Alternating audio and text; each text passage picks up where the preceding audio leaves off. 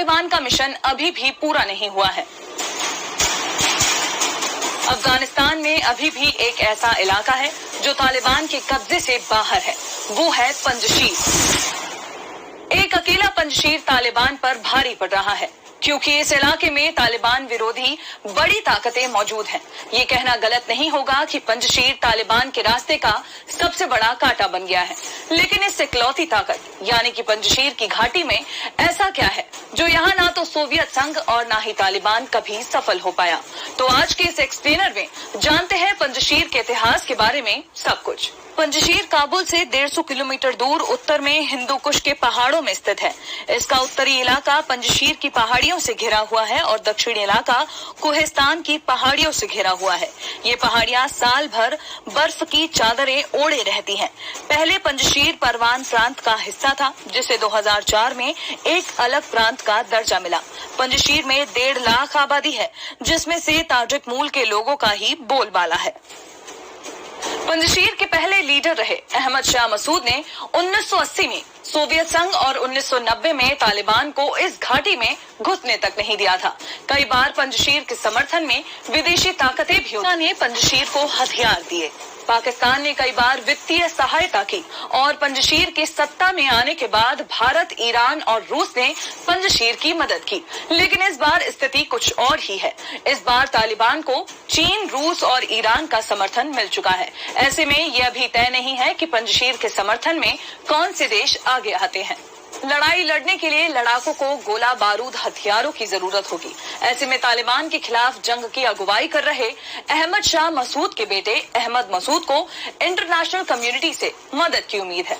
अब बात करते हैं पिछले 20 साल में इस घाटी में कितना विकास हुआ। अभी भी पंजशीर में मूलभूत सुविधाओं की कमी है। 20 साल में अब तक यहाँ की सड़कों की सूरत बदली है। नए रेडियो टावर लग जाने से लोग यहाँ अब रेडियो सुन सकते हैं, लेकिन अभी भी यहाँ के कई इलाकों में बिजली पानी की बेहतर व्यवस्था नहीं है। कहा जाता है कि पंजशीर की धरती के नीचे पन्ना का बहुत बड़ा भंडार है, जिसे अभी तक हाथ नहीं लगाया गया है। अगर यहाँ माइनिंग का इंफ्रास्ट्रक्चर तैयार हो जाता है तो इस इलाके में विकास होने की संभावनाएं बढ़ जाती हैं।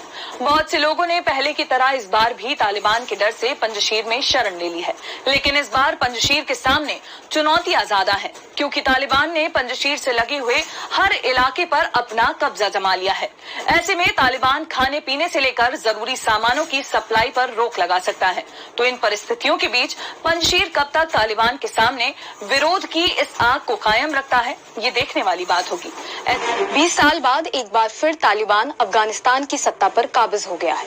अफगानिस्तान के बदलते हालातों को देखते हुए लोगों के मन में औरतों की आजादी और उनके हक के लिए सवाल खड़े होने शुरू हो गए हैं। भले ही तालिबान कह रहा हो वह औरतों को शरिया कानून के हिसाब से काम करने और घर से बाहर आने जाने की इजाजत देगा, लेकिन वहां से आ रही तस्वीरों को देखते हुए इस पर यकीन करना थोड़ा मुश्किल है। तो आज के एक्सप्लेनर में बात इसी पर कि आखिर शरिया कानून क्या है और इसमें महिलाओं को कितनी आजादी है। शरिया कानून एक ऐसा कानून जो कुरान और हदीस पर आधारित है। कुरान मतलब जिसमें अल्लाह की तालीमात जो अल्लाह ने नबी के जरिए लोगों तक पहुंचाई। हदीस माने वो जिसमें पैगंबर साहब की जिंदगी से जुड़े तमाम पहलुओं पर रोशनी डाली गई। तो फिर शरिया कानून इतना सख्त क्यों है? शरिया में अपराधों को कैटेगरी में बांटा गया है, हद और तज़ीर। हद में गंभीर श्रेणी के अपराध आते हैं, इनके लिए सख्त सजा मुकर्रर की गई है, जैसे चोरी और अनैतिक संबंध आदि। वहीं तज़ीर में सजा का फैसला न्यायाधीश के विवेक पर छोड़ दिया जाता है। शरिया कानून दुनिया के 15 से भी ज्यादा देशों में लागू है। इसमें अफगानिस्तान, मिस्र, Indonesia, Iran, Iraq, Malaysia, Maldives, Nigeria, Pakistan, Qatar, Saudi Arab, संयुक्त अरब अमीरात, यमन, बहरीन, सूडान और ब्रुनेई। लेकिन हर देश में ये अलग अलग तरीके से लागू किया गया है। इसके पीछे की वजह इस्लाम में 4 अलग अलग स्कूल ऑफ थॉट हैं। ये चारों अपने अपने हिसाब से कुरान और सुन्नतों की अलग अलग व्याख्या करते हैं।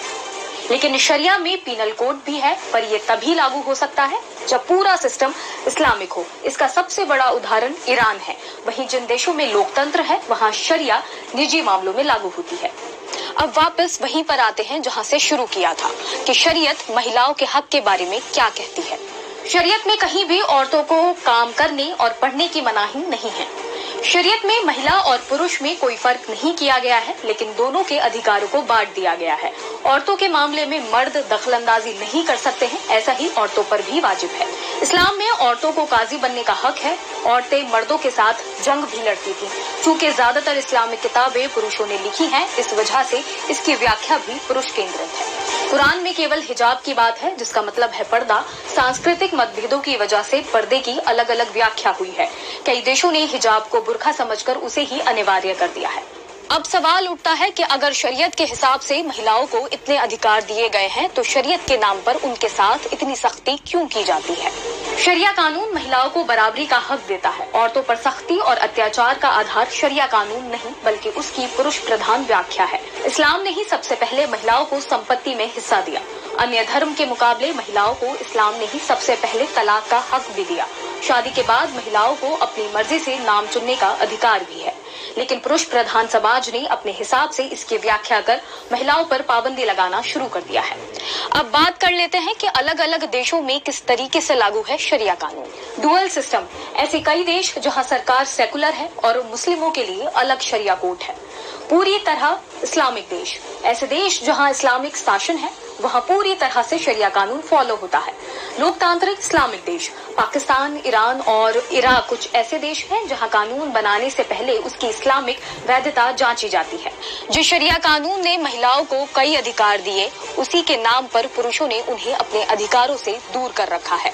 तो उम्मीद है शरीयत और शरिया कानून के बारे में आप अच्छे से समझ गए होंगे।